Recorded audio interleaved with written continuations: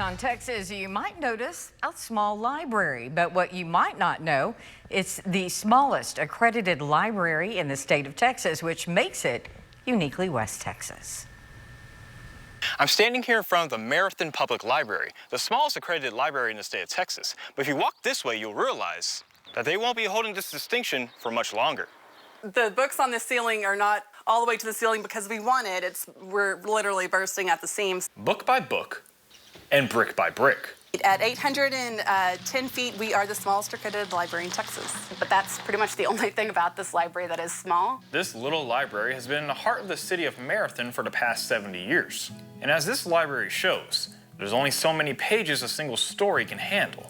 Yeah, it's a nice claim to fame, but we're bursting at the seams now. There's currently almost 9,000 books in the library, much more than how many were on the first page of this story. Marathon Public Library was built in 1954, and we served as a branch of Alpine Public Library until 2013. Much of what you see in here remains the same from, the 50s. In 2013, Alpine was facing some budget cuts, so they were considering closing the Marathon branch, and the community really came together to rally and save our library. What we ended up doing was turning it into a 501c3 nonprofit on its own. Now it's its own entity.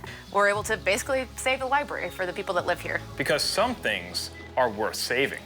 And if you ask the 400 people of Marathon, this small building is definitely worth the rally. Many of the teachers and the parents here say that, it's the center of the town and the cultural epicenter. We really fill a gap in so many things that are missing, providing all the school supplies for Marathon ISD. And due to that importance and need from the community, this library is getting a much-needed upgrade. So we're expanding from, like I said, about 800 square feet to about 3,500 square feet. We're working with an award-winning architect out of Dallas, Dan Shipley. We're finally going to be able to accommodate all the people and services and things that we need to now, basically. Meaning the old small library is in the books. In that addition, there will be designated space. There will be an adult reading room.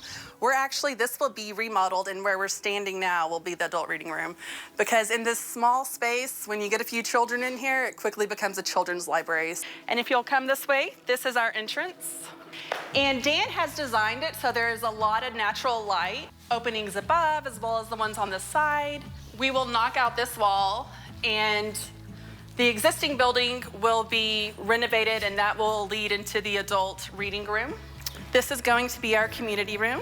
This is where all of our programs will happen.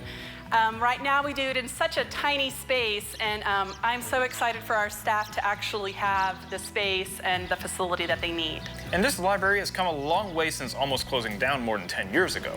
We used to joke, the board members, our employees would ask for pens, and we would scrounge and be like, hold on, we'll bring some from home. We had such a small budget, and just to see how we've grown over these years and the possibility of our expansion and what that will bring to the community, I'm super excited to see it.